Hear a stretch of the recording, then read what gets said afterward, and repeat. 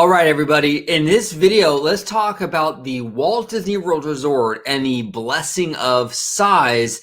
And is it really a blessing or is it kind of a curse? Well, in my opinion, it's a little bit of both. Okay, it's a little bit of both. But in this video specifically, we're going to talk about why it isn't always necessarily the best thing. Now, Disneyland obviously has a lot more restrictions in regards to space, expansions, and what have you than Walt Disney World has. I think those restrictions, though, have sort of forced Imagineering to take creative solutions for logistical issues. One of the earliest examples I can give you is the Haunted Mansion.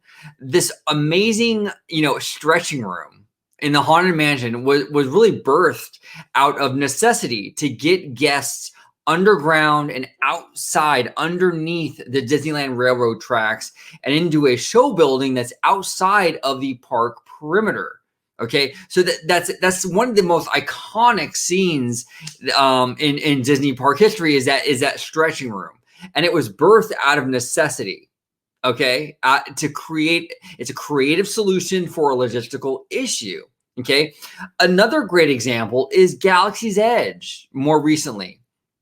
Okay, Disney needed to find a way to add a 14-acre Star Wars land in a park that is really tapped out in regards to space.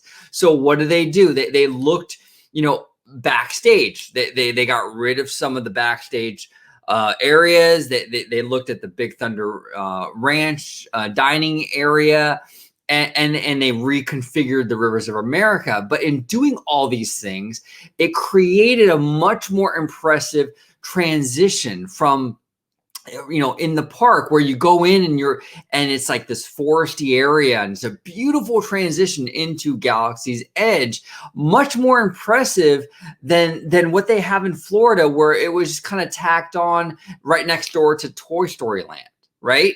So again, Batuu is a perfect example of how they took a logistical problem and created and was forced into a more creative outcome. Right. Another example is Mickey and Minnie's Runaway Railway in Florida. All they did was they got rid of their signature icon attraction, the Great Movie Ride. Okay, which is like the iconic attraction for that entire park, and they replaced it with Runaway Railway. But in Anaheim, because we are tight on space, right, they had to come up with a much more creative solution. So they were able to configure the backstage area yet again, similar to Batuu, and they're able to fit Runaway Railway in Toontown. Of all lands, which is so tiny and cramped, Walt Disney Imagineering was able to fit this ginormous attraction, Runaway Railway, in Mickey's Toontown.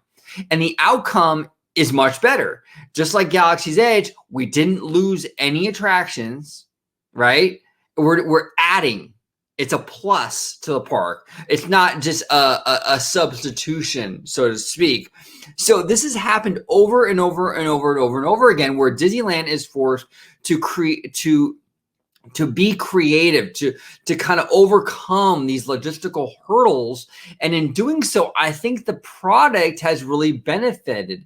It really benefited and the outcome has been better than what we've seen at Walt Disney World. The blessing of size is definitely a blessing in many cases, but I think in a lot of circumstances, the size has sort of created a complacency, a laziness, so to speak, for Walt Disney World, where they don't have to really think too much in regards to the placement of this stuff. They can just kind of throw it in there. Where at Disneyland Resort, they really have to get creative, and I think it's really been a positive thing for Disneyland.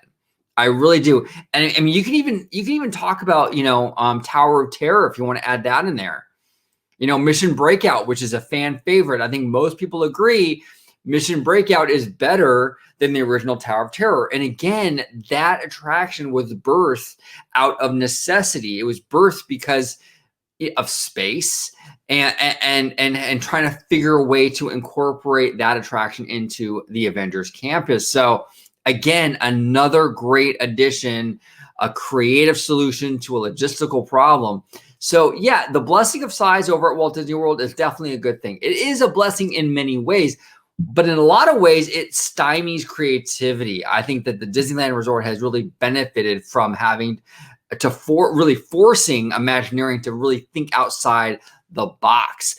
But what do you guys think about this blessing of size? What do you think about the comparisons I'm making here, where it's forced Imagineering to get a little more creative in Anaheim, a little more complacent in Florida? What are your feelings on that? I would really love to hear from you guys. Thank you all so much for watching. And as always, have a wonderful, wonderful day.